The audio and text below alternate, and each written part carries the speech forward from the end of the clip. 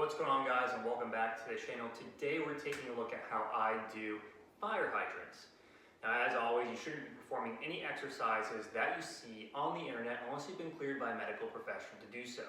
Now let's take a look at how I do fire hydrants. Now, one of the first movements that I do is very similar to another video that I've done called, I think called the Q hip hikes. It's from a long time ago. I think it was just a YouTube short.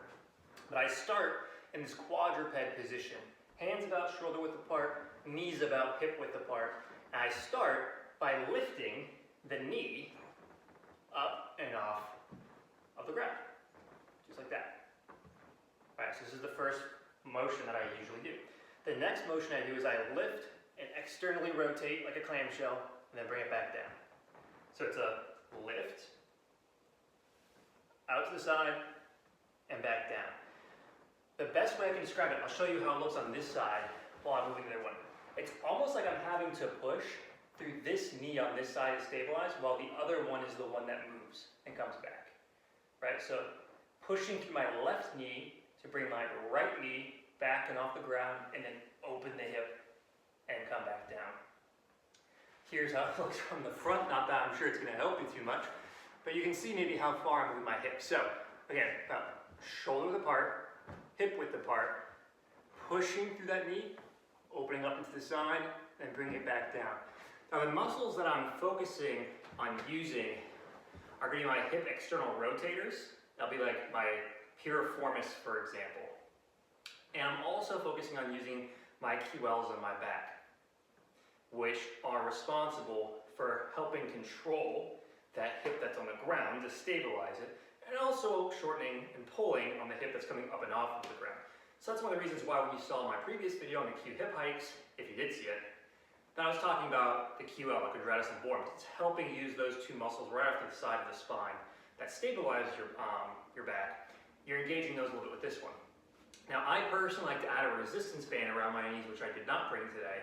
So that way when I'm doing this, it's like doing a hands and knees clamshell, right? So I'll be on my hands and my knees. You can imagine the band right here across my knees. And then what I'm going to do is I'm going to lift, pull out, down, and then I'm going to switch, lift, pull out, down, boom. So from the side again, one more time.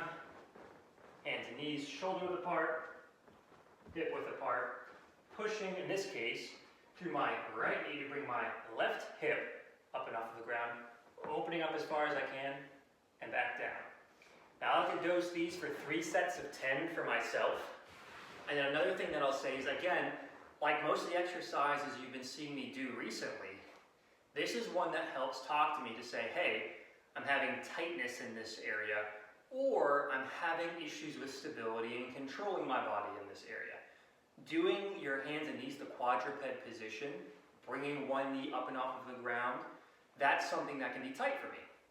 So when I'm doing that, I'm like, oh, whoa, my left low back is way tighter than I thought. It's time for me to go do some lower trunk rotations. Or it's time for me to do some open books.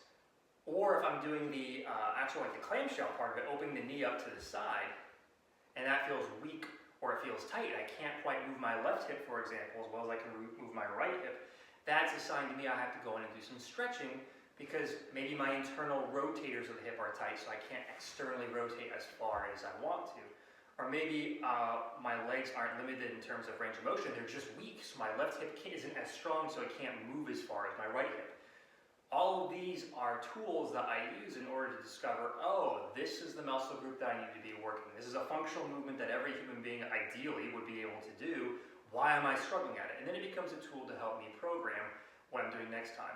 One of the things that I see a lot of people get into is they get into the, I'm going to do this same gym routine for the rest of my life. And what ends up happening is you end up having deficits that you didn't notice. And of course, the thing that you don't practice is something that can become an issue. And that's something I'm looking to avoid when I'm doing all of these exercises, because I want to be functionally fit for a very long time. So, thank you for watching. This has been how I do fire hydrants. Please don't forget to like, subscribe, and comment. Please check out the website down in the description. And everybody stay healthy, stay fit, and stay awesome. And I will catch you all in the next video.